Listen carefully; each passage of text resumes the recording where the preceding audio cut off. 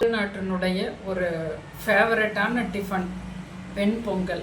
நல்லா டேஸ்ட்டாக சாப்பிட்ணும் அப்படின்னு நினச்சா பொன்னி பச்சரிசி வாங்கிக்கிங்க. தண்ணி எப்படி ஊற்றுறது, எந்தெந்த பொருளை முன்கூட்டியே போட்டு அதை நெய்யில் வறுபடுறது, எண்ணெய் சேர்க்காம வெறும் நெய் மட்டும், ஆனால் கொஞ்சம் கம்மியாக கூட போட்டு, அதுதான் ஒரு அட்டகாசமான சுவையை தரும். கொஞ்சம் கம்மியாக கூட சாப்பிட்டுக்கிட்டு சைடில் நீங்கள் இட்லி தோசை இது போல் கூட வச்சுக்கலாம். வெறும் நெய் மட்டும் போட்டு இந்த வெண்பொங்கல் எப்படி செய்கிறதுன்னு பார்க்கலாம். நான் 100 பச்சரிசி எடுத்திருக்கேன், பொன்னி அரிசி. 1/4 பங்கு பாசிப்பருப்பு. வறுக்கக்கூடாது, சக்கரை பொங்கலுக்கு தான் வறுக்கணும், இந்த வெண்பொங்கலுக்கு வறுக்கக்கூடாது. 1/4 பங்கு நல்லா கழுவி களைஞ்சிட்டு தண்ணியை இப்போயே ஊற்றி வச்சிடலாம்.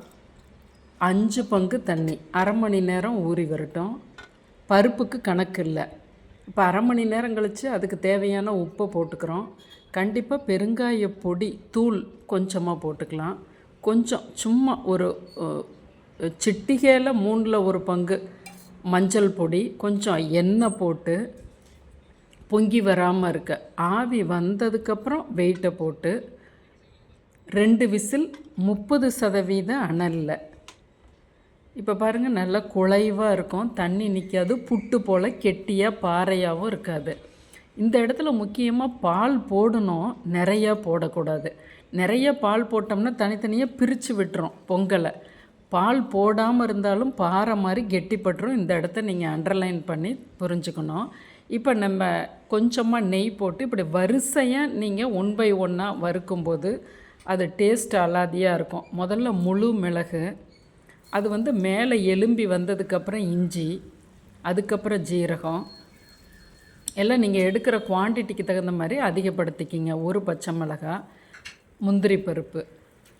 நல்ல பொன்னிறம் ஆனதுக்கப்புறம் இடித்து வச்ச மிளகு, ஒரு 10 மிளகு. அது ஒரு அலாதியான வாசத்தை கொடுக்கும் அந்த இடித்த மிளகு போடும்போது. இப்போ நான் இதில் போட்டேன் கருவேப்பிலையோடு சேர்த்து. இதை இப்போ தான் நம்ம நெய் உங்களுக்கு எவ்வளவு தேவையோ, பொங்கலுக்கு எவ்வளோ விடணும்னு நினைக்கிறீங்களோ அந்த நெய் இந்த இடத்துல விட்டுக்கலாம். இப்போ நம்ம பொங்கலில் சேர்க்க போகிறோம். இப்போ முந்திரி பருப்பு மேலே நான் 1 டேபிள் ஸ்பூன் நெய் போட்டு அப்படியே ஜூடாக பொங்கலில் கொட்டுறேன். இதுதான் உங்களுக்கு ஒரு சரியான மெத்தடாக இருக்கும். ஃபஸ்ட்டே நிறைய நெய் போட்டு வறுக்க வேண்டாம்.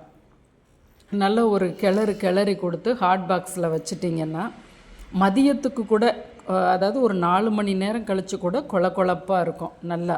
ஏன்னா அதுக்கு காரணம் பால் கொஞ்சம் நம்ம விட்டதால். நம் சேனலை சப்ஸ்கிரைப் பண்ணுங்கள், ஷேர் பண்ணுங்கள்.